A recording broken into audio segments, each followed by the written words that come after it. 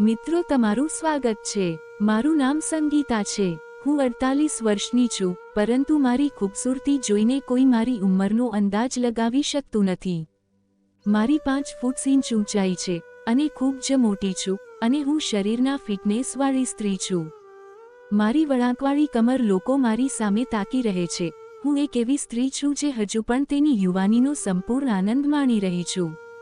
મારા લાંબા કાળા વાળ, ગોરો રંગ અને આંખો બધાને પાગલ કરી દે છે। હું મારા શહેરમાં એક સામાન્ય ગૃહિણી છું, પરંતુ મારી અંદર કંઈક નવું કરવાનો પ્રયાસ કરવા માટે પ્રેરણા આપે છે। હું આજે બપોરે મારી જૂની ફ્રેન્ડ શાલિનીના ઘરે ગઈ। શાલિની અને હું કોલેજથી જ ફ્રેન્ડ છીએ અને અમારો સંબંધ ખૂબ જૂનો છે।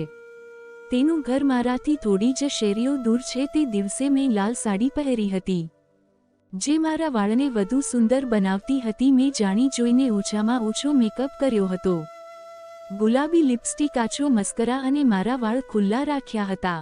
હું શાલિનીના ઘરે પહોંચતાની સાથે જોયું કે તેનો દીકરો સેન્ડી ઘરે હતો। સેન્ડી એક 22 વર્ષનો યુવાન છે, ઊંચો, ગોરો અને સુંદર શરીરનો। તેની પહોળી છાતી અને સ્નાયુબદ્ધ હાથ જોઈને મારું હૃદય ધડક્યું। મેં તેને પહેલા ઘણીવાર જોયો હતો, પરંતુ તે દિવસે તેની આંખોમાં એક અલગ જ ચમક હતી। મારી ઈચ્છા જાગવા લાગી સેન્ડી પ્રતિ। હું તેને જોઈતી રહી, દર 2 મિનિટે તેને જોઈતી રહી। તેના ટાઈપ ટી-શર્ટ અને જીન્સમાં તે હીરો જેવો દેખાતો હતો। મેં તેની સાથે વાત કરવાનું શરૂ કર્યું અને પૂછ્યું, આજે તમે ઘરે છો? સેન્ડીએ હસીને કહ્યું, હા કાકી, કેમ, કોઈ કામ હતું? મેં ફરીથી પૂછ્યું, મારા અવાજમાં તોફાનનો સંકેત। મેં ફરી તેની સામે જોયું। સેન્ડી આવીને સોફા પર મારી બાજુમાં બેઠો। શાલિની રસોડામાં ચા બનાવી રહી હતી અને અમે લિવિંગ રૂમમાં એકલા હતા। મારું હૃદય ધબકતું હતું।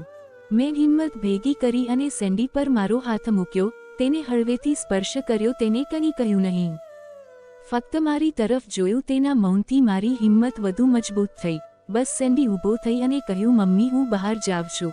તે બહાર ગયો અને લગભગ 10 મિનિટ પછી પાછો આવ્યો। મેં શાલિનીને બોલાવી અને સ્મિત સાથે કહ્યું, તમારો દીકરો મોટો થઈ ગયો છે। તે ઘણો મોટો અને મજબૂત લાગે છે અને તેનું વર્તન અદ્ભુત લાગે છે। શાલિનીએ હસીને જવાબ આપ્યો, અરે, તે મારો દીકરો છે, તે મોટો હોવો જોઈએ। તમે આ બધું કેમ પૂછો છો?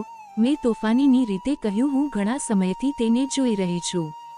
કંઈક તો હશે, શાલિનીએ આશ્ચર્યથી કહ્યું, ઓહ, તમે પણ સંગીતા? બસ, સેન્ડી પાછો આવ્યો અને કહ્યું, માસી, મારા બેડરૂમમાં આવો, તમારે મને કંઈક પૂછવું છે। હું ખૂબ ખુશ થઈ ગઈ। મેં શાલિની તરફ જોયું અને ફફડાટથી કહ્યું, શું મારે તેને પ્રેમ કરવો જોઈએ? શાલિનીએ તરત જ ના પાડી, ના સંગીતા, એ ખોટું છે, એ મારો દીકરો છે। મેં હસીને કહ્યું, અરે, હું જોઈશ કે હું શું કરી શકું છું।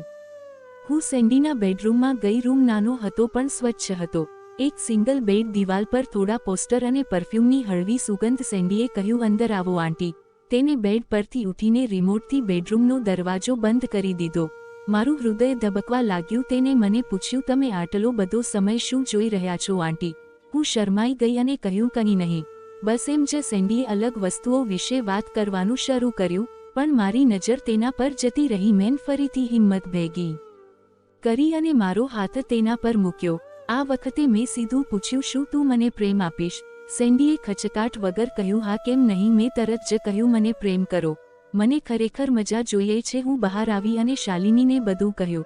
શાલિનીએ આશ્ચર્યથી મારી સામે જોયું, પણ કંઈ કહ્યું નહીં। હું રસોડામાં ગઈ, સેન્ડી માટે દૂધ તૈયાર કર્યું અને તેને તેના રૂમમાં લઈ ગઈ। મેં તેને મારા પોતાના હાથે દૂધ પીવડાવ્યું અને તે મારી આંખોમાં જોઈ રહ્યો હતો। તેની નજર મારા પર સ્થિર હતી। સેન્ડીએ ફરીથી દરવાજો બંધ કર્યો। મેં ધીમે ધીમે મારી સાડી કાઢી। હવે હું અને ફક્ત સેન્ડી જ રૂમમાં હતા। મારા સંપૂર્ણ કપડામાં ફસાઈ ગયા હતા અને સેન્ડીની આંખો તેના પર સ્થિર હતી। તેનો શરીરનો સ્પર્શ એવી રીતે કરતો હતો જાણે તેને ભૂખ લાગી હોય। મેં પૂછ્યું, તું અનુભવી લાગો છો? તેને કહ્યું, નહીં। પછી અમે એકમેક થઈને એકબીજાને પ્રેમ કરવા ચાલુ કર્યું। મારા શરીરમાં ધ્રુજારી દોડી ગઈ। પછી તેને પૂછ્યું, સંગીતા, તે કેટલા યુવાનોને પ્રેમ કર્યો છે?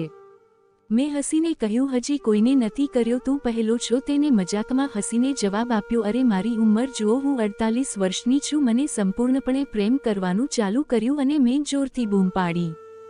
થોડીવાર પછી દર્દ ઓછું થયું અને પછી મેં પણ સાથ આપવાનું ચાલુ કર્યું। પછી મેં કીધું બસ કર સેન્ડી, મેં મજા લઈ લીધી છે. પણ સેન્ડી બોલ્યો મારી ઈચ્છા હજી પણ છે. અમે બંને થાકી ગયા હતા. પછી હું અને સેન્ડી રૂમની બહાર નીકળ્યા. પછી હું મારા ઘરે જતી રહી અને હવે મને જ્યારે ટાઈટ મળે છે ત્યારે સેન્ડીના ઘરે જઈને મજા કરું છું. મિત્રો, આ વાર્તા ફક્ત કાલ્પનિક છે, તેને સત્ય હકીકત સાથે કંઈ લેવા દેવા નથી. ધન્યવાદ મિત્રો.